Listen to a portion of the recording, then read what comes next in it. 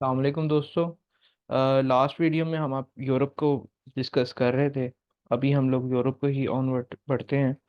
1800 तक हम लोग आगे थे। 1804 में नेपोलियन बोनापार्ट जो है वो फ्रांस का किंग बनता है और एम्परर बनता है फ्रांस का। और 1815 में जो है वो फिर उसको वाटरलू के मैदान में जो है वो शिकस्त होती है। वाटरलू का जो मैदान है, बैटलफील्ड है, वो बेल्जियम में मौजूद है। करंटली जो बेल्जियम है वहाँ पर। और इसे ड्यूक ऑफ वेलिंगटन ने जो है शिकस्त दी थी। इसके बाद जो है इसको कैद कर दिया गया था, जिसके बाद इसकी 1821 में सेंट ऑफ हेलिना में जो है वो इसकी डेथ हो जाती है। दोस्तों उसके बाद 1848 की में जर्मनी का एक शख्स जिसका नाम कार्ल मार्क्स था, वो एक बुक लिखता है जिसको कहते हैं कम्युनिस्ट मैनिफेस्टो। इसमें बेसिकली वो कम्युनिज्म का जो है वो कॉन्सेप्ट देते हैं। आगे चलते हैं दोस्तों। 1859 1859 में चार्ल्स डार्विन जो है वो अपनी किताब the origin of species the origin of species ये एक फेमस बुक है जिसके अंदर वो बेसिकली एवोल्यूशन का कॉन्सेप्ट देता है कि जो मैन है वो इवॉल्व हुआ है। पहले वो एनिमल था, उसके बाद इवॉल्व होते होते वो मैन की जो करंट शक्ल है इसमें आ गया। ठीक है। तो दोस्तों उसके बाद 18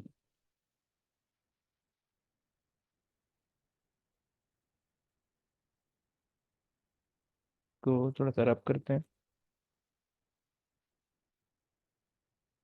1900 स्टार्ट हो जाता है। तो 1914 में आपको पता है कि 1914 से 1918 तक जो है वो फर्स्ट वर्ल्ड वॉर होती है।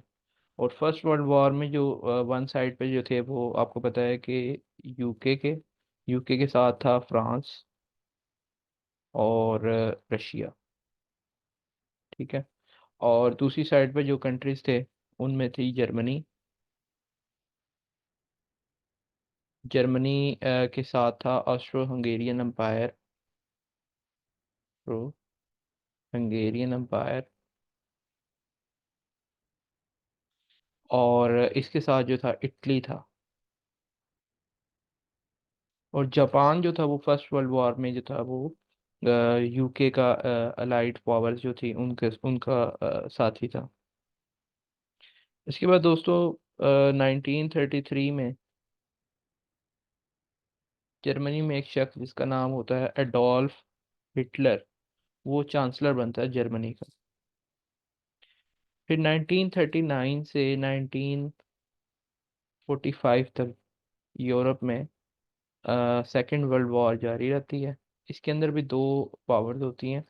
एक साइड पर जो है जर्मनी, जापान और इटली होते हैं। और दूसरी साइड पर जो है वो रशिया, यूएस, यूके और फ्रांस होते हैं। देन 1945 में जो है ये वर्ल्ड वॉर एंड हो जाती है। और उसके बाद जो है कोल्ड वॉर स्टार्ट हो जाती है। कोल्ड वॉर में दोस्तों क्या होता है कि जो यूरोप का जो है वेस्टर्न साइड है, जो वेस्ट यूरोप है, और ईस्टर्न साइड,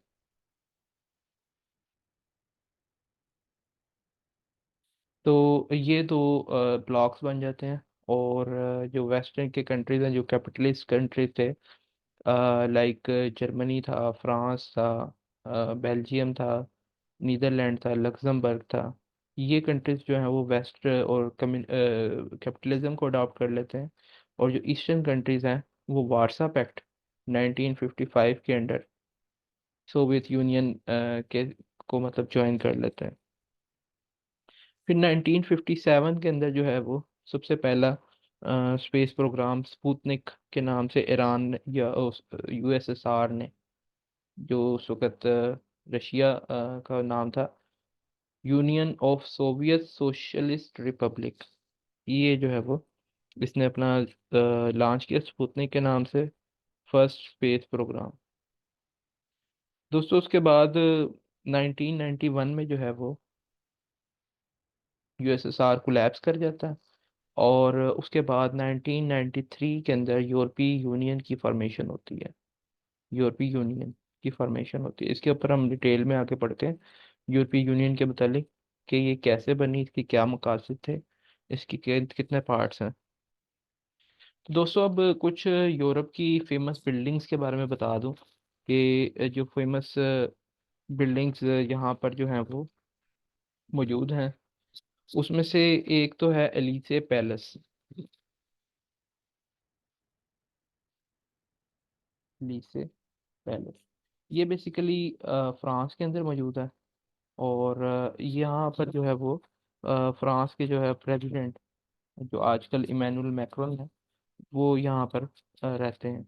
उसके अलावा जो है वो यूके के अंदर एक बिल्डिंग है, 10 डाउनिंग स्ट्रीट।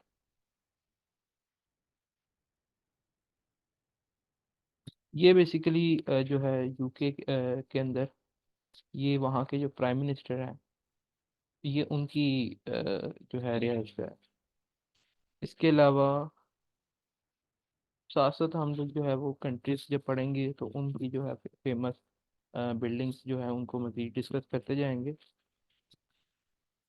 दोस्तों यहाँ पर मैं थोड़ा सा जो कुछ कंट्रीज जो इनके नाम चेंज हुए हैं उनके बारे में मैं आपको बता दूं। ये चलें पहले हम जो है वो थोड़ा सा यूरोपीय यूनियन के बारे में पढ़ लेते हैं।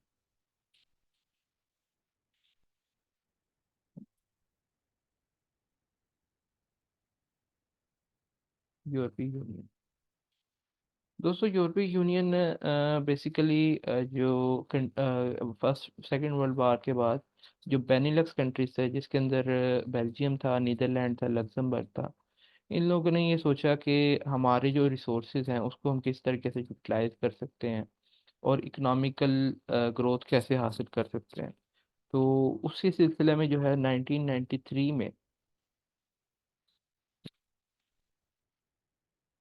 1993 में मैस्ट्रिक्ट ट्रीटी हुई थी बेसिकली ये।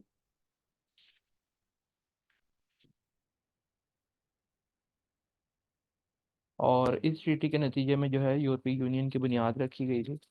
और करंटली जो यूरोपीय यूनियन के मेंबर्स हैं वो हैं 27। पहले यूके भी इसका मेंबर था और फाउंडिंग मेंबर था, लेकिन ब्रेग्जिट के बाद जो है यूके ने इसको लेफ्ट कर दिया। तो ब्रेग्जिट के मतलब भी आके जब यूके का टॉपिक पढ़ेंगे, यूके के कंट्री को डिस्कस करेंगे तो हम उसको भी डिटेल में देखेंगे।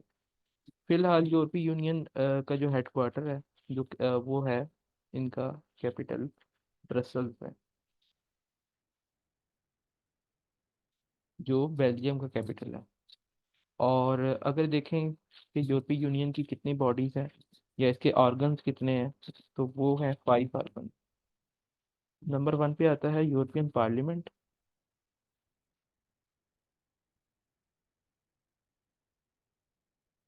दोस्तों चाइना की जो पीपल्स कांग्रेस असेंबली उनकी है, उसके तकरीबन आपको पता है कि 2970 के राउंड अबाउट जो है मेंबर्स हैं। उसके बाद जो सबसे बड़ी दुनिया की जो पार्लियामेंट है वो यूरोपियन पार्लियामेंट समझी जाती है, जिसके 751 मेंबर्स हैं। ठीक है। और इसकी जो हेड है वो है रॉबर्टा मेट्सोला। और इसके जो दूसरी बॉडी है उसका नाम है council of union.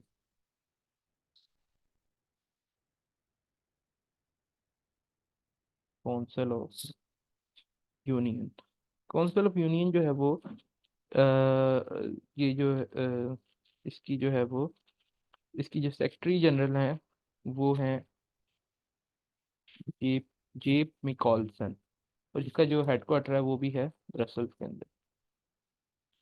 Third number पे जो बॉडी है उसका नाम है यूरोपियन कमीशन। यूरोपियन कमीशन, ये दोस्तों बेसिकली इसकी एग्जेक्टिव बॉडी है। और इसका जो है वो लेजिस्लेशन के रिलेटेड, इम्प्लीमेंटेशन के रिलेटेड, डिसीजन लेना, और यूरोपीय यूनियन की जो यूरोपीय यूनियन जो ट्रेटीज करती है उनको मैनेज करने का जो रिस्पॉन्सिबिलिटी है वो यूरोपियन कमीशन पे आती है। और इसकी जो प्रेसिडेंट है आजकल वो है उर्सुला वंडर लीन। ठीक है। और इसकी भी जो हेडक्वार्टर है वो ब्रसल्स में है। आगे देखते हैं जी, चौथे नंबर पे जो इसकी बॉडी आती है उसे कहते हैं कोर्ट ऑफ जस्टिस।